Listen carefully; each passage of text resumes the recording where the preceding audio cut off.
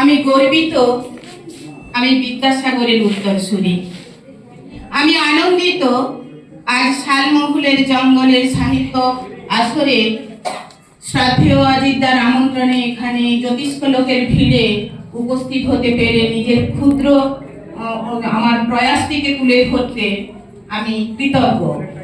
এবং আজকের সাহিত্য অনুরাগী যারা আমার সামনে এবং যারা আমার কথা শুনছেন প্রত্যেককে শুভেচ্ছা, নমস্কার, ভালোবাসা জানাই। আমি মল্লিকা দাস, ঘাটাল, পশ্চিম মেদিনীপুর। আমার কবিতা 2024-এর বিদ্যাসাগর। তুমি জানো না বিদ্যাসাগর, তোমার বীর সিংহ, তোমার ঘাটাল আজও জলের নিচে দম বন্ধ করে।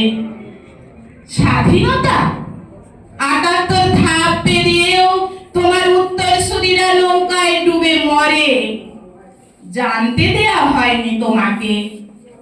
তুমি আসলে কিছুই জানো না। তোমার নামে উৎসব হয়, নাচে লুঙ্গি ড্যান্স, তোমার মূর্তিতে জুতো পরে মালা দেয় কেউ। আর তোমার বর্ণ পরিচয় ধুলো জমে আছে অক্ষরে অক্ষরে। তোমার নাম আজ বাতিল, তোমার মূর্তি শুধু নীরব দাঁড়িয়ে দেখে যায় শোভাযাত্রা। তুমি জানো না বিদ্যাসাগর, তোমার রাখালরা রাজ্য শাসন করে, গাড়ি ঘোড়া চড়ে, আর সুবোধ গোপালরা উপোস করে ধর্মতলায়। ধীরে ধীরে তারা কঙ্কাল হয়ে যায়। এখন জলের ওজন মাপা হয় কুইন্টালে। নজরুল দিয়ে মহাভারত লেখা হয়, ইতিহাসের পাতা শিশুর মলমূত্র মুছে ফেলে। আর ভূগোল অর্থহীন মানচিত্র হয়ে যায়। তোমার বর্ণ পরিচয় ধুলোর পাহাড়ের নিচে চাপা পড়ে।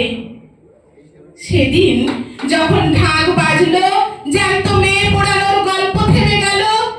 তুমি তাদের পড়ালে, বাঁচালে, বাল্য বিধবার বিয়ে দিলে, স্কুল কলেজ ডাক্তার ইঞ্জিনিয়ার বানালে। আজ আবার ঢাক বাজে। জ্যান্ত মেয়েদের পোড়ানোর আগে তাদের শরীর ছিঁড়ে টুকরো টুকরো করে আগুনের ছাইয়ে মিশিয়ে দেয় মানুষ।